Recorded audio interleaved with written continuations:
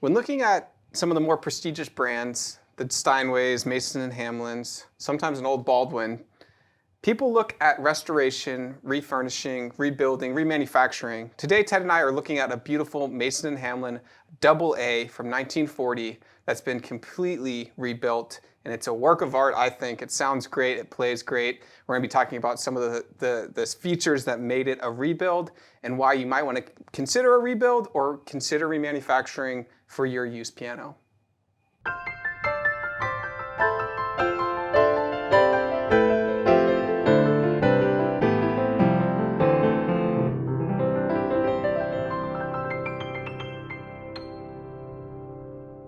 Hi, this is Ted with Alamo Music Center in downtown San Antonio, Texas. I'm Patrick Marr. You can find us online at alamomusic.com.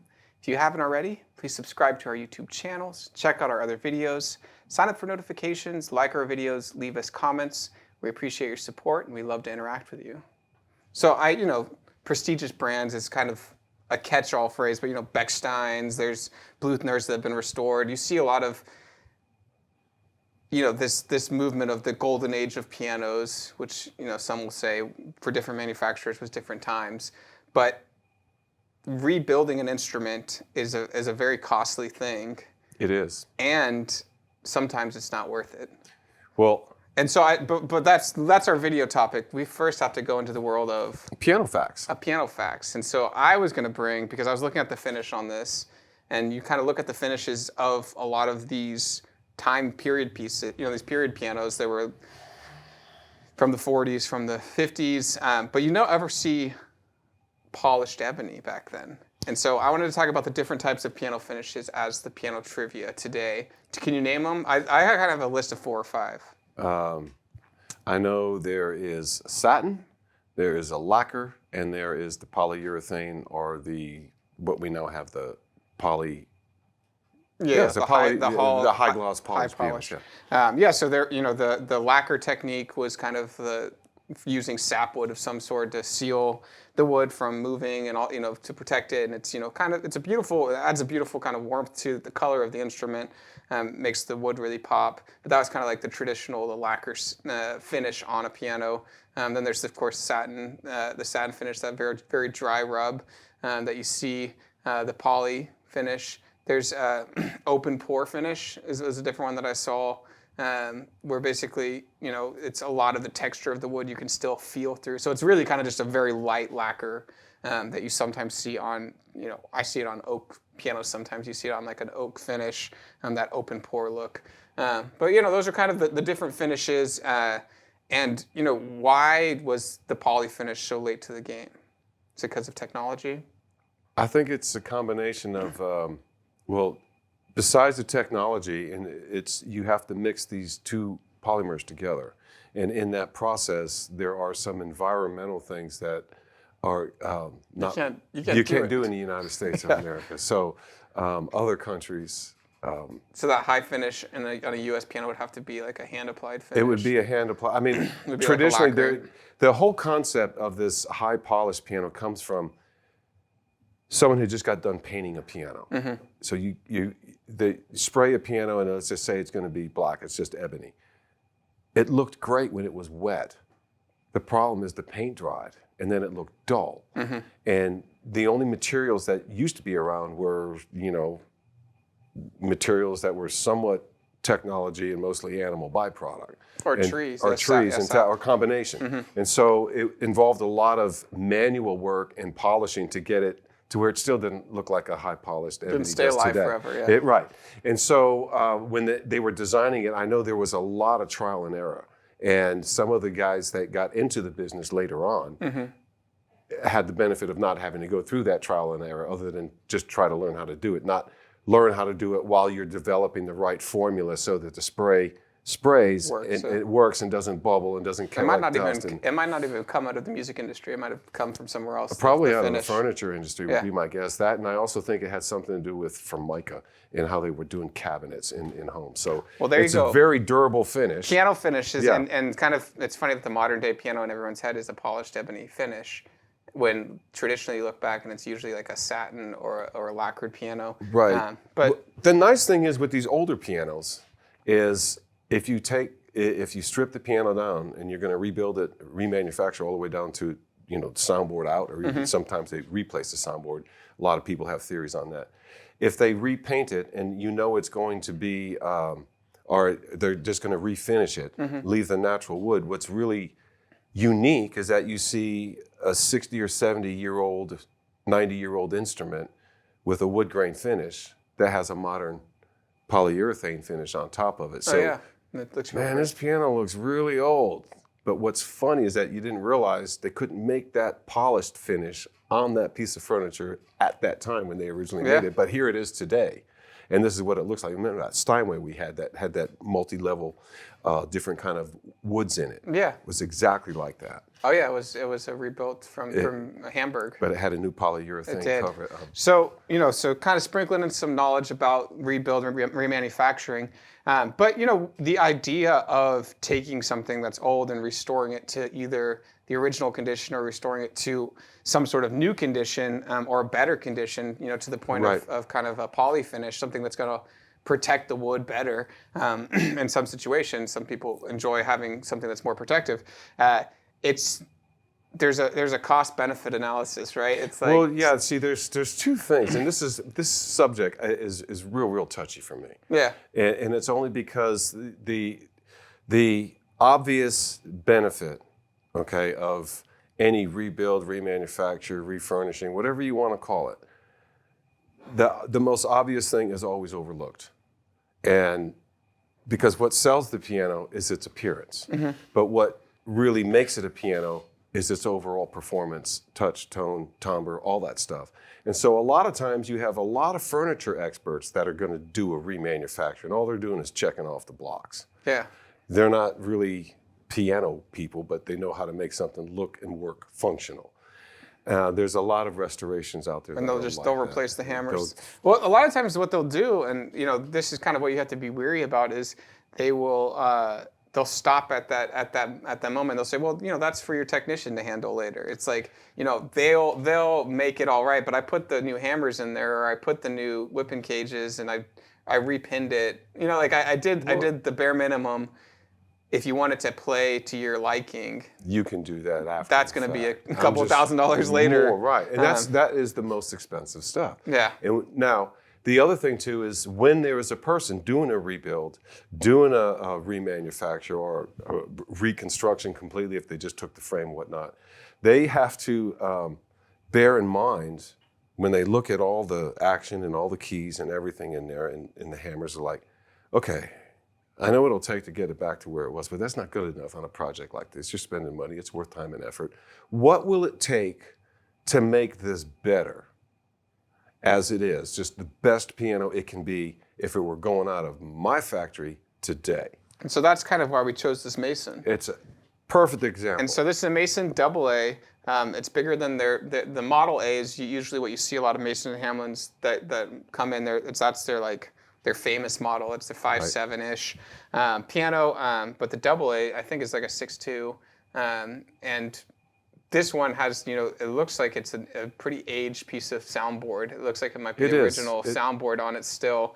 But they've taken, they've built a new action into it. But what's the kind of the treat of the... Oh, this thing here is that exactly as I was saying, when you offer up the prescription, it's like, what will make it better? These guys went in there and put WNG, the Wesson Nickel and Gross, shanks, flanges and hammer shanks in there. And I haven't checked. I know we opened it. I couldn't tell what kind of hammers that they put on there, but they put upgraded hammers. Just the flanges, the shanks, and the hammers, and then everything they did to the action in terms of regulation is incredible. Plays fantastic. It sounds fantastic. Oh, one other thing we should tell them. It does not have international key length. So most players can reach an extra key. So like if you normally can reach an octave, you should be able to hit a ninth. So you can hit an octave like say F to F and then up to the G. If you normally play 10th, sometimes you can also hit an 11th. Now it's different if you have to put the stretch in there. Is you start on a black key or end on a black key, it gets a little bit different, dicier. But it is neat to see a smaller keyboard and to have all that power and all that great sound come out from just a pre-World War II piano. And so, yes, this is a 1940 Mason and Hamlin AA. Let's take a listen to it. We'll come back and we'll talk about some of the brands that might be worth doing a rebuild project on or doing a remanufacturing on.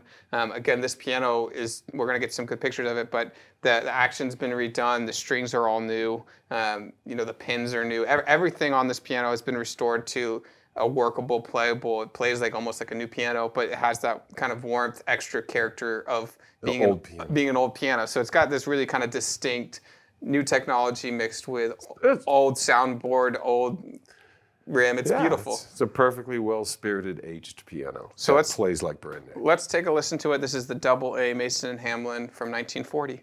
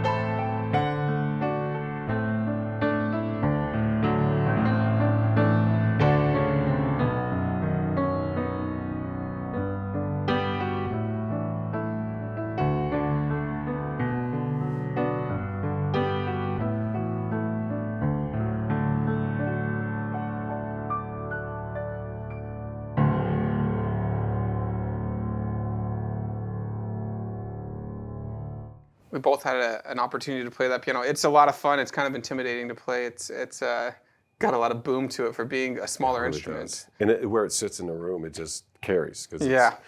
So I know we want to talk about some of the things that make a piano worth restoring. Of course, there's the brand, there's the quality of materials, the quality of instrument, and then what is it going to cost? For the most part, Steinways have become one of the most rebuilt instruments because of the name. Obviously, it's like Rolex or whatever, and so it's got a tremendous amount of value in the name. But it's also what a lot of rebuilders are familiar with. They've become experts at Steinway rebuilds. Because some would only do Steinways because they know they can. They know where to get the parts. They know how to build the parts if they need to. They know the ins and outs of it. So it's a very familiar project. Not to say that all pianos are the same, but then you look at some other European manufactured pianos, especially here in the U.S., and some people will spend a good amount of money rebuilding an old Bosendorfer or an old Bechstein, or Bluthner. And then we also see American companies. You see Mason and Hamlin. I guess Steinway's American, but the Mason and Hamlins, you do see a lot of them rebuilt. And the golden era, again, I think it started in the early 30s and kind of went through the late 40s, was this period of Mason being a real rival to Steinway as the best They were piano. the dominant piano in the teens, in the early teens, in the like around hundreds, the aughts. Yeah, through and there. and so one of the things that separated them and was like a big invention was the resonator, the Yeah, tension the tension resonator. And so there's this kind of wagon wheel looking contraption underneath the piano, and it's a circle and it's got spider legs basically, and it's holding the soundboard curve. So Right. the most important part of having a good soundboard is that it maintains its curvature, and so that sound can travel on a very high tension piece of spruce. They're known for never losing their crown. And It's so the yeah, and crown. so the purpose of this was to be able to adjust it after your wood adjusts over 10 years, over 20 years. You're able to tighten the resonator and get a little bit more curvature back into it, a little bit more life into the soundboard. There's speculation on how well it works, if it actually hurts the soundboard, but for the most part they've been doing this for a very long time. Right. It's very highly spoken of, That patent still holds to this it's day. a beautiful, cool, and it makes the piano real heavy. Like especially It does. on their bigger instruments, it adds significant weight. Yeah, you're talking about things that make a piano worth trying to go through the process to reinvent it, however you wanted to have that done. Mm-hmm. And one of them is, it has to be a recognized name brand, so you know that there's recognized quality materials in it from the get-go. And you also want to make sure that it's a large enough model, because if you're doing a restoration on anything less than 5 foot, you're not going to be real pleased with the results. And a lot of people will find these really cute 4'7", 4'8", Intricate, intricate, look Curved, like French. What do they call that? The French furniture, Yeah. So and all The curved legs. King Henry and Louis the 14th. Louis the 14th, yeah. Queen Anne legs, and those pianos are great and they're nice. If they play and they sound well, don't do much with them other than make them look really good. Yeah, Now, you can do a refinishing or a refurbishment from a furniture person. And then every now and then you find that one, Steinway and Sons piano comes in that someone paid for all the fancy carving or the carved legs, or they paid for something upgraded. Those are the ones you want to restore. Oh yeah, they're beautiful. The ones that were originally above beyond normal when they were made. Those are the ones you want to try to save and restore. The other situation that I have seen a couple of times is something that has tremendous, It could have heirloom historical value. yeah. It was Mozart's piano. Okay? Well, or just like that was my great grandmother's piano. That too. And it's got, we want to rebuild it so it plays. And at that point, there's not a price tag that you can put on it, and so people are willing to spend a lot of money because of just what the piano represents to them. Right. So we've seen that before too. But yeah, for the most part, the best bang for your buck is to really kind of find a good rebuilder who is going to restore the instrument to new condition or to something better, and make sure it's something that will hold at least with the value you put into it. And again, that's probably the older Steinways, the older Masons, and they really kind of come to life again, and they sound great like this instrument. And then there's other things. If you have an older piano, that sometimes it doesn't need a full rebuild. Sometimes if it's a workhorse piano, if it's an old Yamaha, an old Kawai, sometimes an old Baldwin, old Chickering. Sometimes new strings and new hammers, you stick a couple $1,000s into it, and it's okay. These rebuild projects we're talking about, most of the times, are going to be north of $20,000. Right. And this is in 2023. The other thing too we need to mention is that amongst upright pianos, because there's always more questions, demands, and suggestions regarding what can I do with an old upright piano kit? Is it pay to restore it? And most of those, for the most part, is going to be close to a solid no, unless it is a well-known manufacturer of good quality uprights. Mm-hmm. If someone says, I've got this 10, this whatever it is, Blutner or this Bosendorfer upright, or these old type of thing where it may be real fancy, it may have carved legs. Mm-hmm. There are some old Steinways that look like that. Those one-offs will be worth it.